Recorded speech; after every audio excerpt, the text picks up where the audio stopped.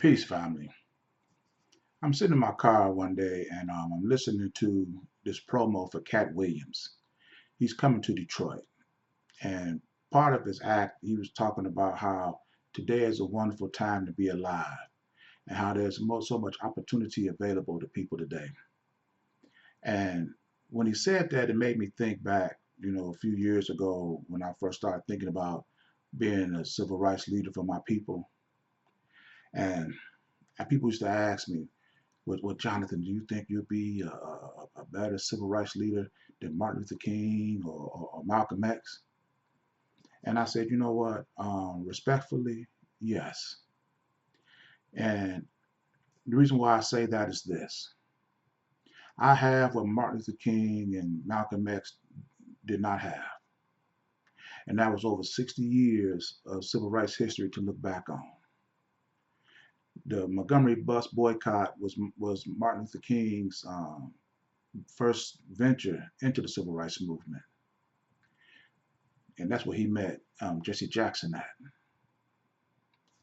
If we was to take the lessons from the decisions, the process, the choices, and the results of all the civil rights movements from the last 60 years and apply that knowledge to today, how could we now, if a civil rights leader and a civil rights organization started right now today and took these lessons and applied them today with the technology of today, how could he not be a better leader than Martha? And not to say that I'm better than them, but I have the tools and resources available today that was nowhere near around when Martin Luther King was here and Malcolm X. And see, an organization based upon these fundamentals, we can do to the civil rights movement what artificial intelligence is doing to the manufacturing industry. AI is doing in the last 2, 3 years equal to what happened in the last 50 years. We apply the lessons that we have learned over the last 60 years of the civil rights movement. We can make such an economic, political, social, industrial impact for our people today, and this is going to power us into the future. And it all starts by doing what we know will work, because we have given everybody an opportunity. We done forgave our oppressor. We done loved our oppressor. We done integrated with our oppressor.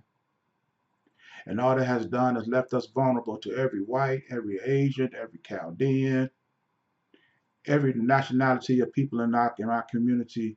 We've just been the slave to them all. We could put an end to that.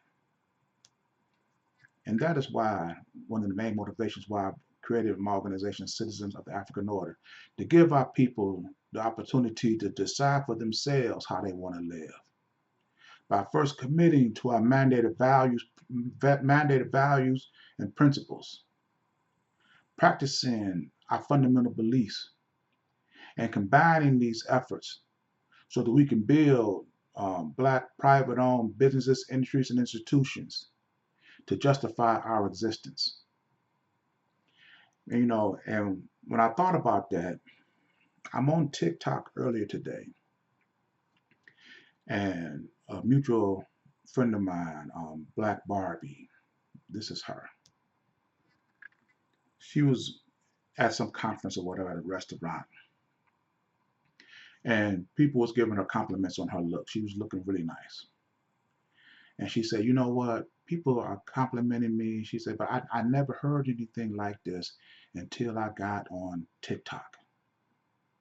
And I'm saying to myself, how was that possible? TikTok has only been around for a few years. And you just not now receiving compliments on your looks because of TikTok? And this is this has come from the result of Black people living in communities where we don't have ownership and control over our existence. It has put us in a state of low self-esteem. We don't feel good about ourselves. We don't compliment our people. And it takes TikTok for this completely grown woman to start receiving her flowers to compliment her looks. This makes absolutely no sense. We should be ashamed of ourselves as a people. And the thing is, white people have assumed this power and authority in the most dishonest way possible. They've taken images of the Bible and changed the color of all the characters from black to white. They then came to Africa and said they discovered savages, but when today, when we look at the history, we know who the real savages were. They say that when they came to Africa, we was living in the jungle, but ignored the fact that they were living in caves. We can assume the power and authority over our people, and we can do it because it is the right thing to do, and we don't have to tell not one tale to do it.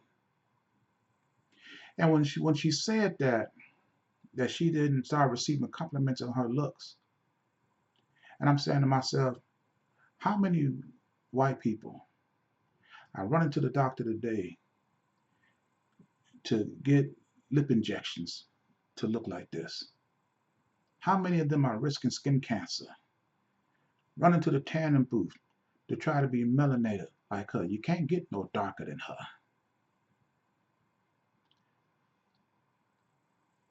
They're telling people that black is ugly, but in reality, black is beautiful. This reminded me of the documentary I saw years ago where the little girl was looking at the black doll and the white doll, and she attributed everything good and kind to the white doll and everything bad to the black one. This spoke to the low self-esteem, the state of depression that black people live in, because we have no businesses, no industries, and no institutions that celebrate, award, and lift up our people. None of them. And we can do that if we do just what Cat Williams said today. Recognize that today is a good time to be alive, because we can apply the lessons from the last 60 years of civil rights decisions. We can eliminate what did not work and apply those that do work, and do more for ourselves in the next 3 years than the last 60 years of civil rights movement combined. And I told this woman, I said, you know what? You could be the face of an industry. And she said, well, I've heard a lot of compliments before, but I don't think I can buy that one. I said, I'm going to prove to you how sincere I am. How many black people spent over $1.6 trillion in this U.S. economy? And you see today a lot of women using this word Barbie to describe and justify their beauty, their looks. This is what they look up to. Black beauty, Barbie beauty. You get Angel Reese of the WNBA Sky basketball team. She's the Bayou Barbie. I said, black people came together and joined the organization that was intentional about building businesses and industries that to justify our existence. We can manufacture our own toys and put this face as the true face of, this is the original face of beauty before white people came in and stripped it from us. Look at her. Look at that smile. Look at those teeth. How many white people you think is looking at this picture here and wishing they could look like that, but they do it in secret? This is her, I guess, being silly on her page.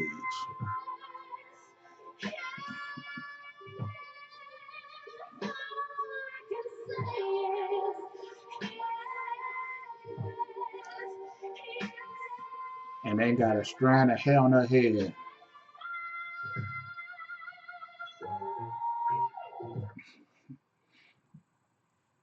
I don't know if she could sing for real or not, but I could watch that over and over again. And you know, and the thing is this, let me close this video out by saying this. Out of all the things that we can do for ourselves, to building our own businesses, our own industries, our own institutions, we can do several things at one time. We can build businesses that create jobs, that can establish our own economic floor, that can give us ownership and control and over our community. And we can do that for our education. We can do that for our businesses, manufacturing our own goods and services. We can do that by governing our own affairs, controlling our own economics, lowering our costs. And manufacturing toys was going to be one of the last things I was thinking about. I said we can build our own cars, our own trucks, our own computers, our laptops, cell phones, streaming device. We can create our own version of artificial intelligence, which I call African intellectuals, the original intelligence. But I think that's my favorite picture. Manufacturing toys was one of the last things I was thinking about.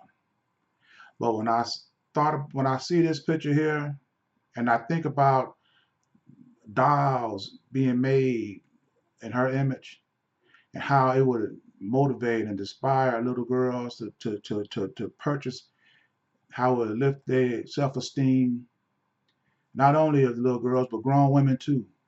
And I have seen grown women still suffering today from low self-esteem because nobody around giving them their flowers. We can start celebrating our own people. And I don't care what you thought beautiful was before. You can just about throw it out the window and start over right here. This could be the new um, interpretation of beauty and what nobody fought you for at all, especially me. I'm in this video here, and as always, these are my thoughts, my opinions. I invite you to leave yours in the comments, and I'll see you in my next video. Ashe.